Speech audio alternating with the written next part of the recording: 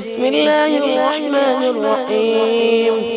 الرحمن علم القرآن، خلق الإنسان علمه البيان.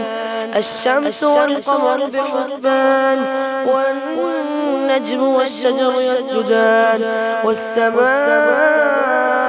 رفعها ووضع الميزان، ألا تطغوا في الميزان، وأقيموا الوزن بالقسط ولا تخسروا الميزان.